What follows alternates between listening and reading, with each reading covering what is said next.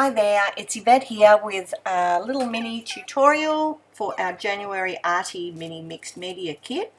I've made a set of 5 cards. They're all very similar but different, great to go in your stash, and I've put it on fast forward so that you don't have to watch all the boring bits. But here I'm putting some aqua coloured ink through one of the stencils, making some stripes, and then I've just grabbed one of the little mini stamps and I did some stamping in black, drying that now, and I've pre-cut some words and a couple of foliage pieces from Uniquely Creative dies. They are listed in the instructions, so you may or may not have some of them, but you can change them out for other things anyway. But these are the ones that I've used. I'm just putting some foam tape on the back of the words just to raise them up a little bit, but they are really skinny and tricky, and I've had to cut my foam squares into tiny little pieces, which was very tedious. I have cut a fair bit of footage out that went on and on and on of me picking the backs off of those to stick it on, but it does make a bit of a difference. So the little piece of foliage that I'm using is too tiny to put any foam on the back of, so I just glued that straight down. So that's pretty much the card, and then I've pre-cut some coloured pieces of card a little bit bigger. The sizes are in the instructions, and I've put a piece of cardboard in between the white card and the coloured card just to raise it up a little bit. I'm using some Kaisercraft card bases. They're just plain white card bases. The measurements for those are down in the instructions as well, so I'm just popping that on the front there, and I will finish it off with some white ribbon, but you can use whatever you want, of course. Anyway, that's the first one done. We'll move straight on to the next one. Again, I've pre-cut out all the white card and the coloured card. This one's going to be in that pretty watermelon colour, and the stripes again, because I think they're really cool, and I've actually used a baby white to put the ink on because it seemed to work really well. So I quite liked the effect that gave me, a little bit of a wash, and I made it a bit ombre looking because I've done darker stripes down the bottom and then let it fade a bit up the top. Another mini stamp in black. These are new for Uniquely Creative, those little stamps, they're very handy. I've got another word cut out with one of the dies, the rose gold card that I'm using there for the words and the foliage. That just came from Spotlight and was pretty cheap, and I just have it in my stash, but it's quite a pretty colour, so I'm using that. And that little foliage piece is from the eucalyptus foliage die set, I believe. Anyway, the little bit of card in between and some coloured cardstock on the back, and again straight onto the white card base there. I'm a little bit out of camera there, I'm sorry, I didn't check on it. And I'm actually using some baking twine to go around there. I was in Woolworths and saw baker's twine just in the part where they have all the cooking utensils and stuff, and there was a packet of baker's twine. It was just a really nice thickness and it was pretty cheap, so I just bought it, and it's pretty nice on the card, so I used some of that.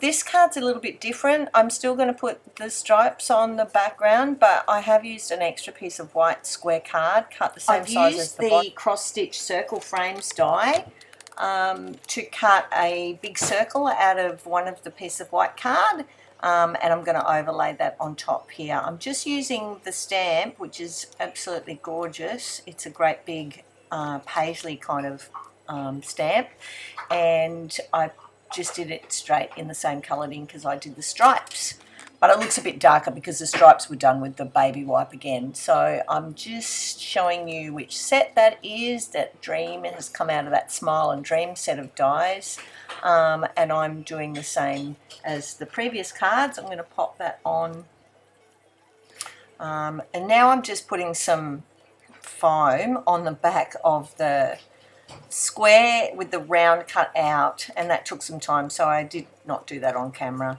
And again, I'm a bit out of camera, so I'm sorry about that, but bear with me and you will see the end result of this card.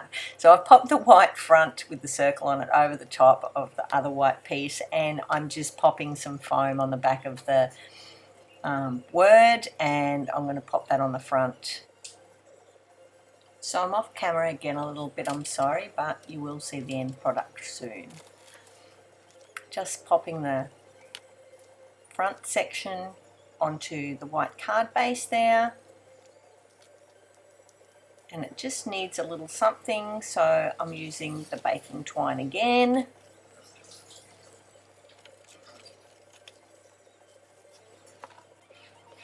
And then I've cut out a key from one of the recent sets of dies. It is called, I believe, Ornate Keys die, and that's the smallest key. It comes with a set of 3 keys, but that's the smallest key, and I just thought it was pretty and it needed a little bit extra up the top there, so I've tied that on with the baker's twine, and then it wouldn't sit right, so I decided to just use a little piece of foam and make that stay in place. Just popping that on there, trim the string, and that one's finished. And then finding a bit of space in my big mess that I have there. So here's one of my major fails for this little video, but I left it in there because I wanted to let you know that this one doesn't really work with a wipe through it. It was really messy and awful, and it didn't work out. So I moved on. You will see a mess. Yep. Don't like that, turn it over, and we're going to use a sponge with this one because it's really fine and you need to really push the ink through the little stencil, so make sure that you use a sponge, and it turned out a lot nicer, a lot prettier. So again, I'm going to use that text stamp, just popping it on there and put some black ink on.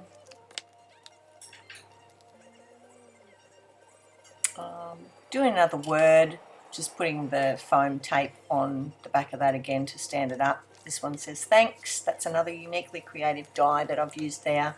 I've run out of cardboard, so I've moved on to some foam that I found to mount them on, just to raise it up a little bit from the coloured card. Some more tape on the back, and then we're going to stick that onto the card base. A little bit off camera, I'm sorry.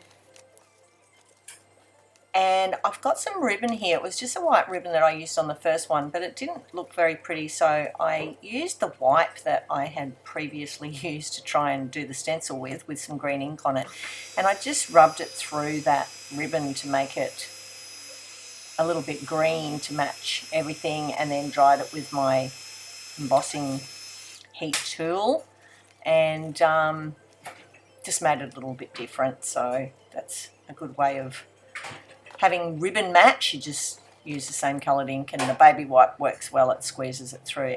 Okay, and here's the final cards. I've just put a gold ribbon on that one, and I have sewn on the edge of that one as well, but I didn't on the other ones. So it's up to you whether you want to put a little bit of stitching on there. It's kind of cute, adds a bit more interest.